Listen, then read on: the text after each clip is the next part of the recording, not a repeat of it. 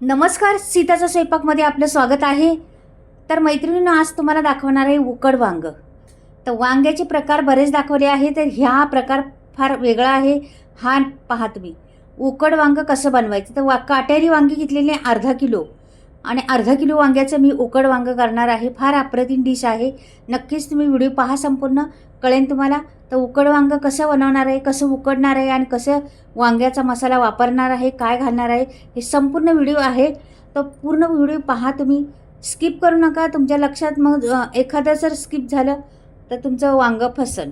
म्हणून हे उकड वांग कशा पद्धतीने बनवणार आहे, का उकडणार आहे, ते पण आहे.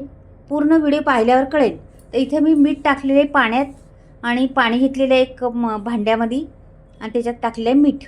तर हे वांगी काय करायचं, मी घेतलेले आहेत पाठीमागचं ते काटे बिटे असतात ना, ते जराशे, किंवा देठ भरपूर काही काही मोठे असतात देठ, ते जरासे छोटे करायचे, किंवा त्याचे काटे असतात ते काढून घ्यायचे. खराब असले ते बाहेरचा आकार सगळा काढून घेणार आहे. नंतर मग पहा तुम्ही काय बनते ते.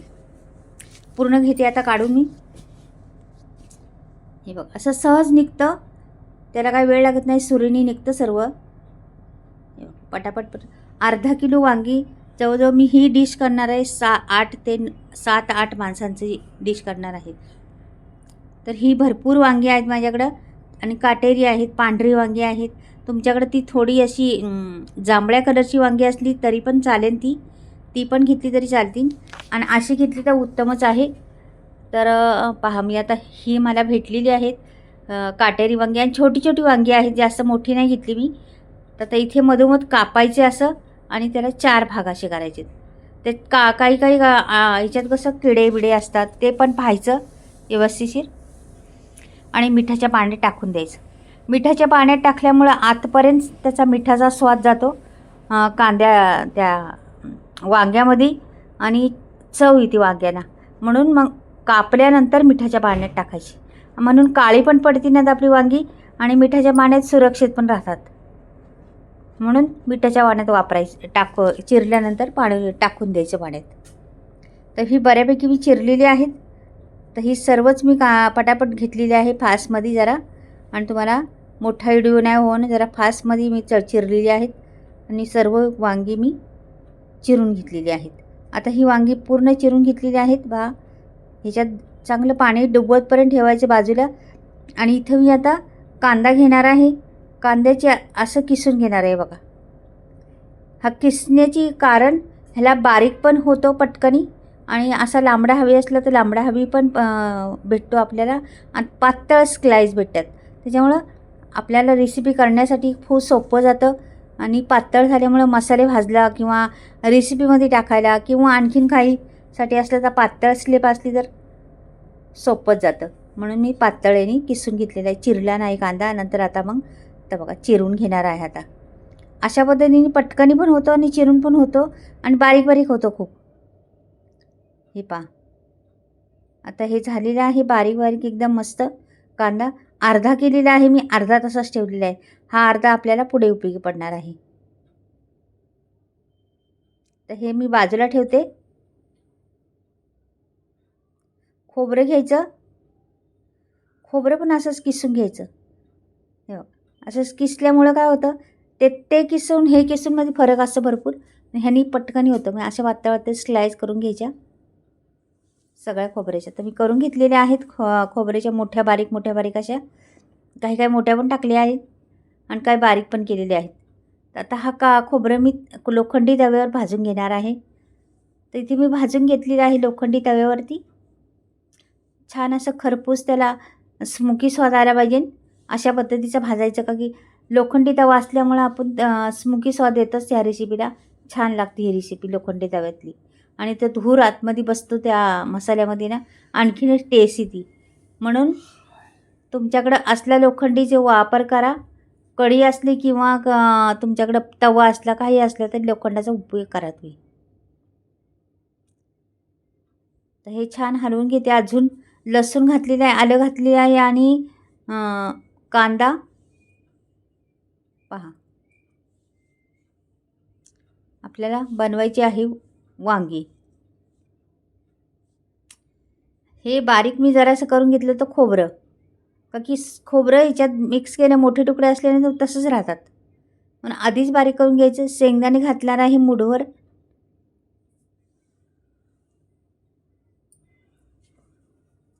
आणि ते पण असे छान भाजून घ्यायचे आपल्याला.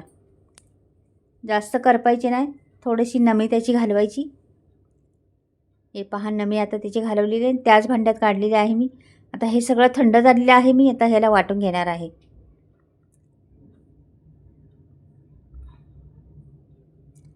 कोथिंबीर घातली मूठभर, आणि हा मसाला वाटलेला आहे ना, हा सोडून दिला याच्यात.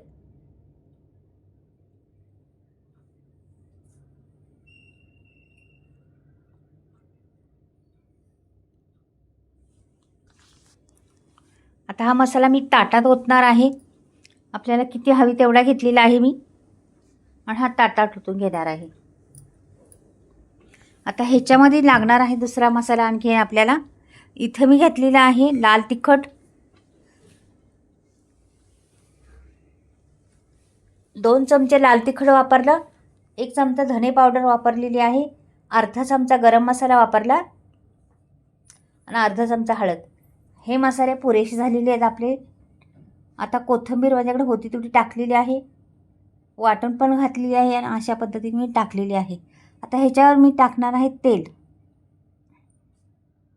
ह्या मसाल्यावर 2 स्पून तेल टाकलेले आहे.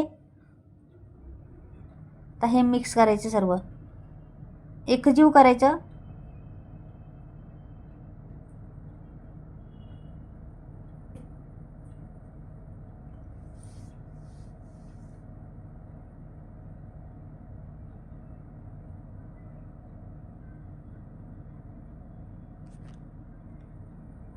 मीठ टाकायचे चवीनुसार, छान असं मिक्स करून घ्यायचं. तर हा मसाला आपल्याला पुरेसा झालेला आहे, एवढाच मसाला बास झाला आपल्याला. हे उकड वांग करण्यासाठी खूप टेस्टी लागते हे उकड वांग नक्कीच करून पहा तुम्ही.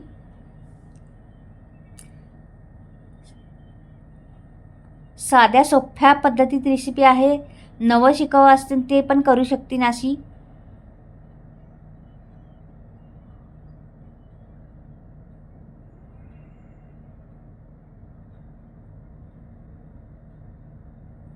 तर ही वांगी घ्यायची आणि भरून घ्यायची सर्व.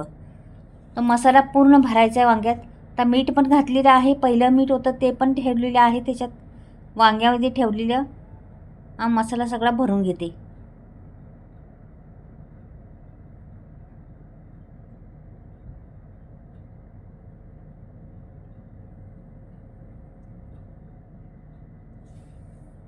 बऱ्यापैकी भरून झालेला आहे आपला. आता सर्वच काही मी वांगी भरलेली आहे, थोडा मसाला राहणार आहे आपला, तो पुढे उपयोगी पडणार आहे आपल्याला, म्हणून कमी असलं तरी चालेल. आणि हे याच्यात भरल्यामुळं सारण इकडं तिकडं जरासुद्धा जात नाही.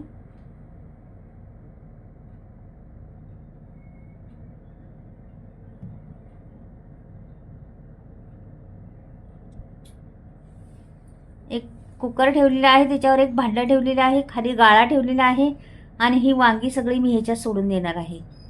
ही भांडं का ठेवलं, चाळण नाही ठेवायची, भांडंच ठेवायचं, का की आपल्याला त्यातलं काही वांग्यांमधले आरक असन, वांग्याचं थोडं तरी पाणी निघतंच वांग्याचं, मग त्याच्याकरता मी एकही थेंब न वापरता अंडी उकडणार आहे, वांगी मी उकडून घेणार आहे.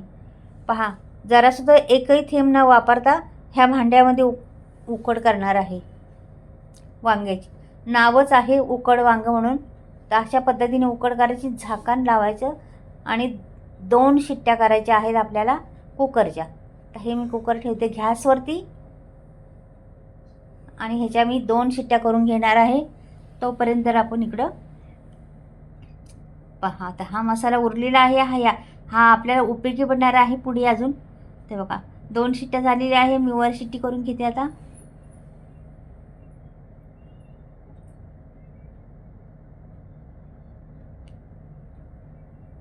हे बघा, छान असं वांगी आपली उकडली आहेत, मस्त एकदम. वाव,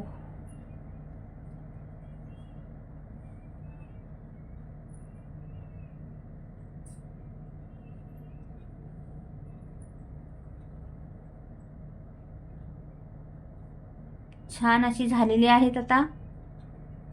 आता मी कढई ठेवते वरती. एक कढई ठेवलेली आहे गॅसवरती. एक पळीभर तेल ओतलेले आहे बघा. पुरेसे आहे आपल्याला पळीभर तेल एवढ्या वांग्यासाठी. इथं मोहरी टाकलेली आहे, जिरं टाकलेली आहे.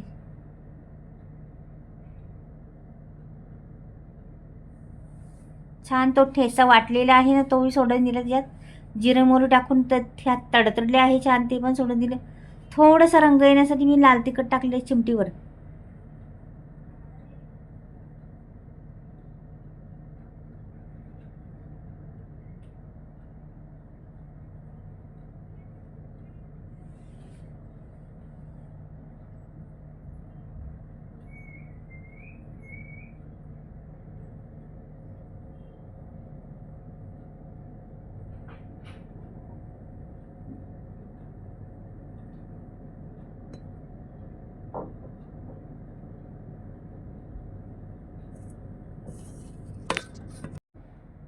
अशा पद्धतीने मी वांगी सगळी सोडून देणार आहे.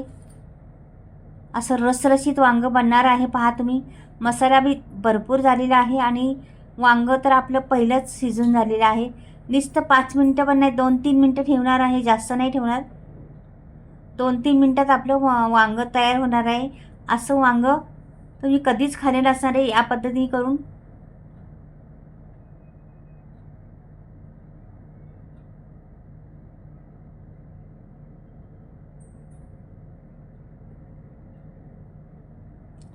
मसाला बी टाकलेला आहे आता मस्त.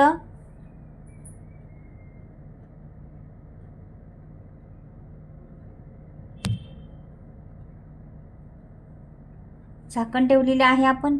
तर झाकण उघडून दे बा. मस्त तरी आलेली आहे. खूप छान असं वांगं रसरशीत भरलेलं आहे बा. अगदी भातावर खा तुम्ही, तोंडी लावण्यासाठी पण घ्या.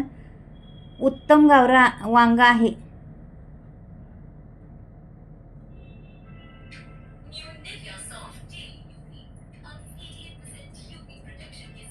तर मी काढून दाखवते सर्व व्यवस्थिशीर. हे बघा, काढलेलं आता आहे. छान गरमागरम वाप रसरशीत वांगं. हे असं वांगं, उकड वांगं नक्कीच पहा तुम्ही. आणि आवडलं तर लाईक करा आणि सबस्क्राईब करायला विसरू नका. काहीतरी वेगळं करावं, वेगळं 30 वांगे खाऊन कंटाळा आला असला तर नक्कीच हा पद्धत करून पहा. खूप छान आहे, खूप टेस्टी लागते आणि रेसिपी खूप चविष्ट आहे.